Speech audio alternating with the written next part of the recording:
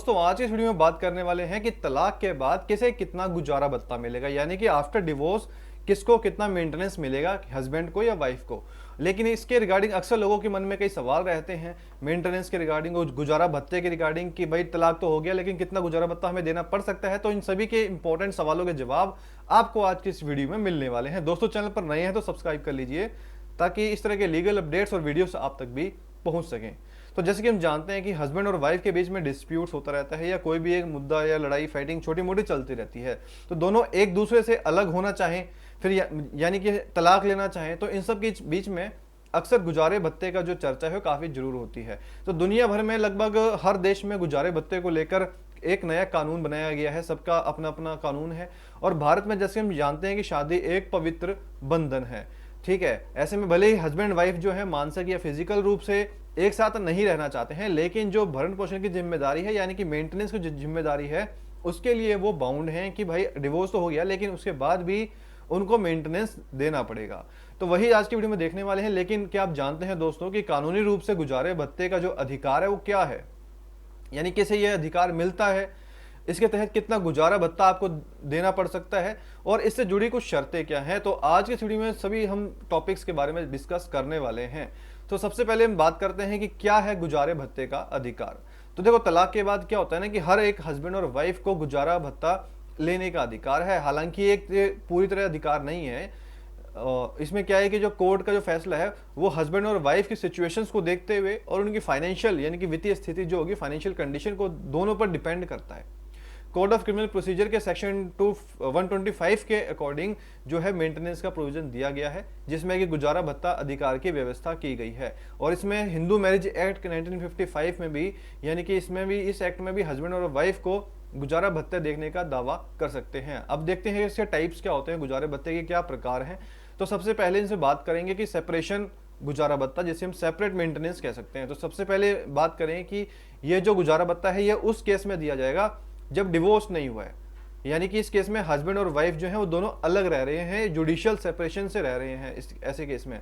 और यदि अगर कोई भी अपने खुद को मेंटेन नहीं करना पाता है या भी अपने आप को मेंटेन करने में, अपना भरण पोषण करने में कोई फेल है, असमर्थ है, तो जो कोर्ट है वो सेपरेशन गुजारा भत्ता देना उसमें ऑर्डर के लिए दे देता है। यानी कि हस्बैंड या वाइफ जैसे भी केस होगा उस केस में सेपरेशन मेंटेनेंस उसको देना होगा। जैसे कि हम जानते हैं कि जुडिशियल सेपरेशन का प्रोविजन दिया गया है हिंदू मैरिज एक्ट में कि भाई जब हस्बैंड और वाइफ का एक साथ रहना ना हो तो जुडिशियल सेपरेशन के लिए कोर्ट ऑर्डर दे देता है। और उसको ऑर्डर को जब कंप्लाई कर लिया जाता है यानी कि विद इन 1 ईयर जब आपस में मुलाकात नहीं होती है, हस्बैंड और वाइफ की कोई कोहैबिटेशन नहीं होता है, then itself it is a ground और डिवोर्स।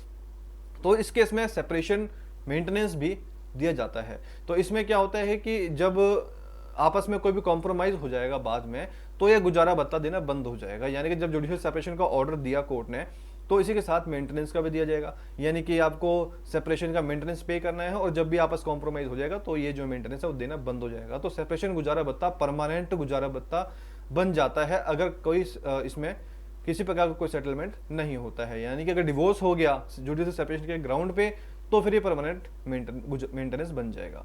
अब बात करते हैं परमानेंट मेंटेनेंस क्या होता है। तो परमानेंट गुजारा भत्ता की देखो कोई फिक्स डेट नहीं होती खत्म होने की, क्योंकि इसमें जो डिसाइड दिया जाता है, क्योंकि परमानेंट गुजारा भत्ता बेसिकली कोई फिक्स डेट नहीं होती इसको खत्म होने की, और कुछ सिचुएशन से ये फिक्स किया जाता है कि गुजारा भत्ता किस प्रकार यानी किस रूप से मिलेगा।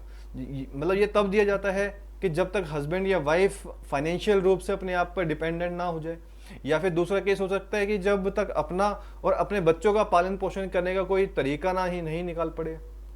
यानी कि जब डिवोर्स हुआ तो उसके केस में मान लिया कि वाइफ वर्किंग नहीं थी, तो जब तक उन्हें कोई जॉब नहीं मिल जाती या अपने पैसे कमाने के लायक नहीं हो जाते तब तक उनको मेंटेनेंस करना पड़ेगा। या फिर जब तक पति या पत्नी दोबारा शादी नहीं करते हैं तब तक भी ये जो है मेंटेनेंस उसको देना पड़ेगा। यानी कि जो मेंटेनेंस ले रहा है जब तक उसकी दोबारा रीमैरिज नहीं होती है, दोबारा शादी नहीं होती है, तब तक वो मेंटेनेंस परमानेंट माना जाएगा।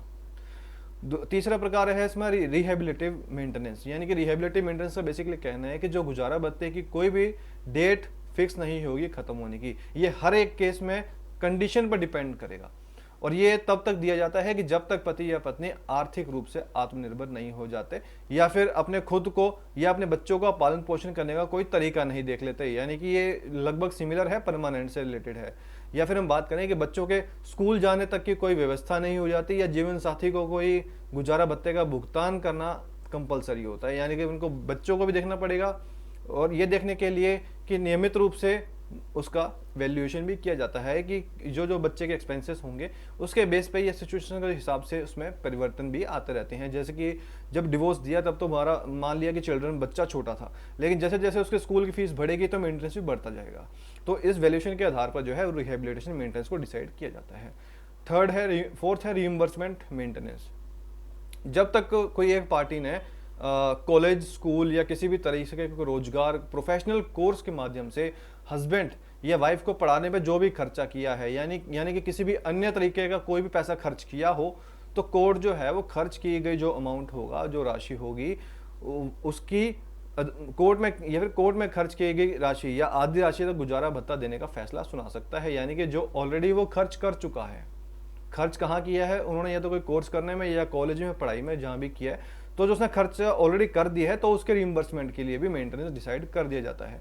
सिक्स्थ पार्ट है लमसम एलिमनी। लमसम एलिमनी क्या होता है कि ये जो गुजारा भत्ता एक बार दिया जाता है, यानी कि वन टाइम पेमेंट है ये।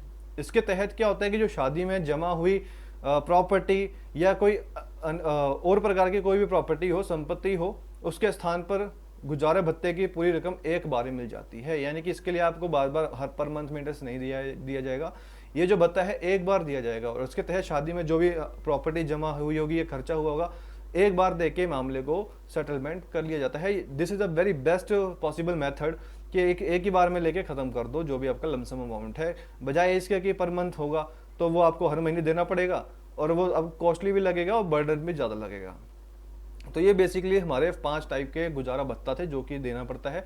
इन शॉर्ट में अगर हम दोबारा देखना चाहें तो सबसे पहले हमने देखा separation maintenance, second permanent maintenance, third rehabilitative maintenance, fourth reimbursement maintenance, and fifth and last lump sum alimony.